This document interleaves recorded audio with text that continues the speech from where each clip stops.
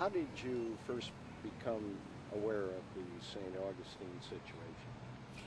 I had some friends at Bethune-Cookman. I lived down in Ormond Beach, which is not very far from here, and I had friends at Bethune-Cookman, and they had heard through the grapevine that there was some sort of civil rights activity going on here in town, and there was a dentist named Dr. Haling who was organizing students to do some civil rights demonstrations, and I had already kind of gotten introduced to that a while back, and so I said we need to go up there and see what's going on. And so when was this? This was probably would have been July of 1963.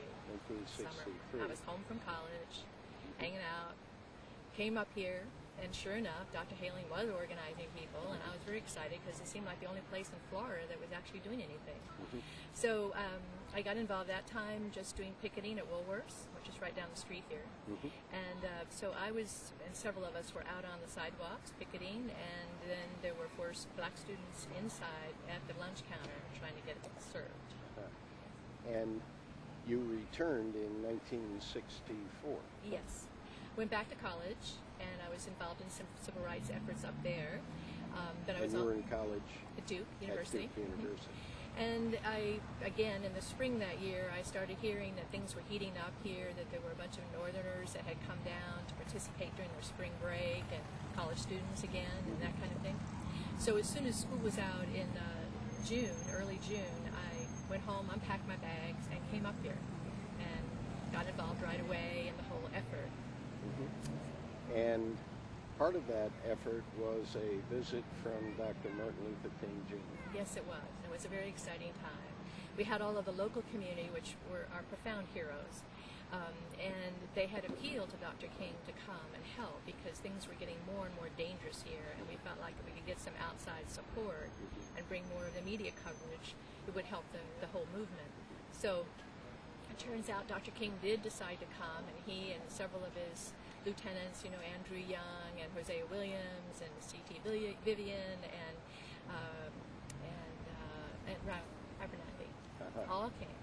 And they strategized and decided that the best way to go about it was to try to fill the jails.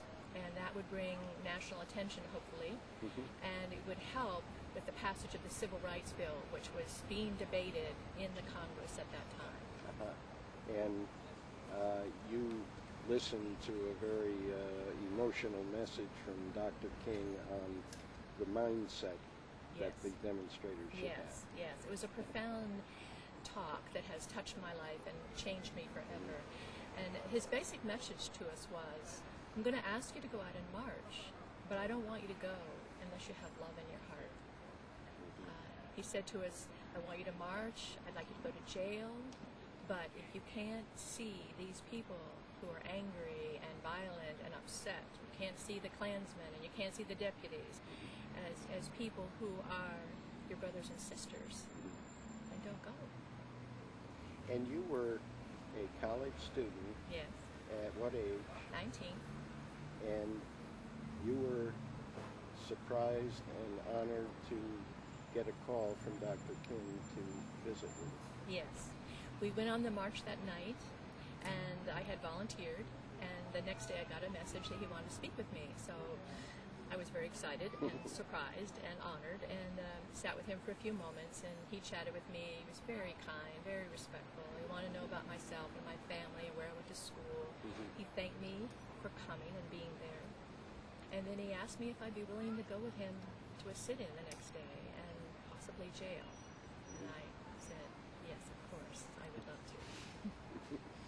And that next day? The next day, well, there were 5 of us, Reverend Abernathy, Dr. King, and Clyde, and one other white man from the north, and myself. And we drove over to Monson's Lodge to have lunch. And Mr. Brock was standing on the steps of his restaurant. And of course the media had been alerted, so the parking lot was full of media and police.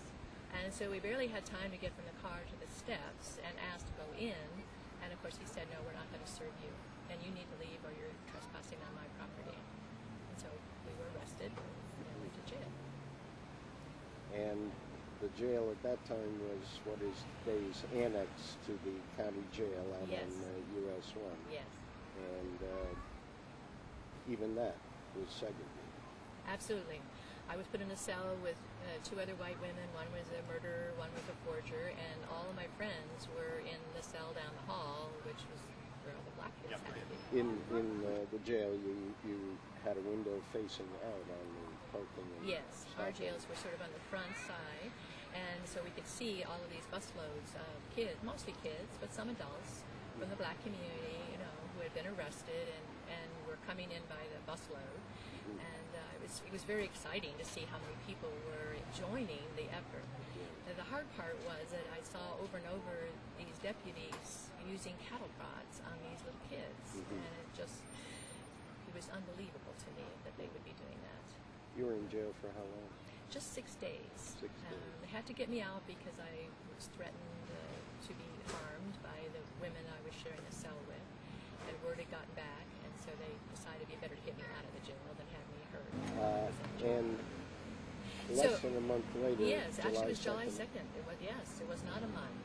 They passed the bill, and so my last most potent memory is all crowding around this little TV set, watching the signing of the bill in Washington, and Dr. King, of course, was there for the signing. And so we were all so proud because we knew that we had really made a difference. And St. Augustine can be proud of their role in that whole movement. It was a profound thing. The people in this community, as well as the people that came in to help, did what they did. It was profound sacrifice.